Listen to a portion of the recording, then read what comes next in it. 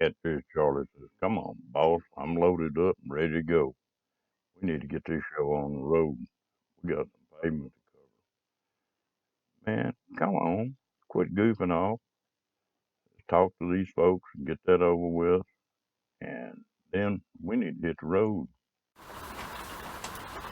Well, this is going to be a little bit different type deal. It's just going to really be a shout out to some people and something that really meant a lot to me here this last few days. Last Saturday, the Adam Smith Harley Davidson had an open house to show off their 220 bikes, and they drew a good crowd. And they had people running everywhere. All the salesmen were busy.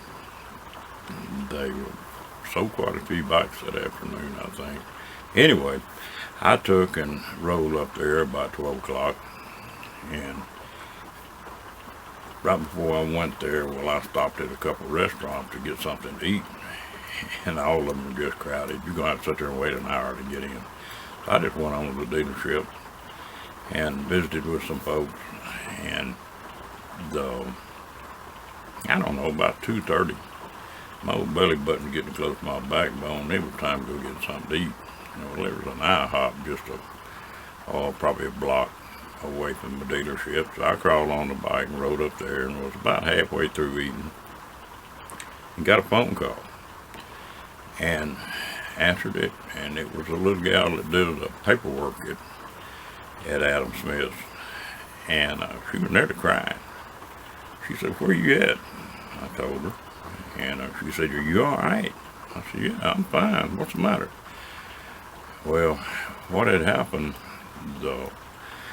about a quarter of a mile, maybe a half a mile from where the dealership's at, it's sort of a clover leaf on Interstate 35.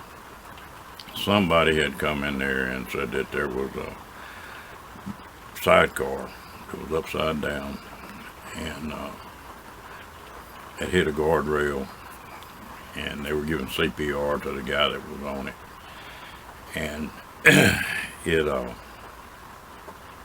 it freaked them out. They got to trying to get hold of me. Well, they had the wrong phone number, and a little gal took and called Harley and got my phone number and got the right one and called me. Well, anyway, I eased back over there. Well, when I eased back over to the dealership, the general manager came walking out there and said, "Man," said, "you scared us to death." And said, "We thought that was you." And nearly every salesman, as busy as they were, walked up to me and shook hands with me and said, "Man," said, "sure glad that wasn't you. Just, really scared us." And one of the salesmen had actually backed up off a customer and told him he'd be right back, crawled on his bike, rode down the road, went and checked to see if he could tell if it was my bike or not. Now, these people, I've spent a little bit of money in there, but I haven't bought a new bike. I haven't, spent a gobble of money in them. But that's one of the most friendly dealerships I've ever seen in my life. And it really meant something to me that they would actually take and stop on one of their busiest days to let me know that they were worried about me. And they didn't owe me anything. I'll say this now, I'm very sorry for the family and the folks that were in that other wreck, and I hope that he made it through. A bad deal.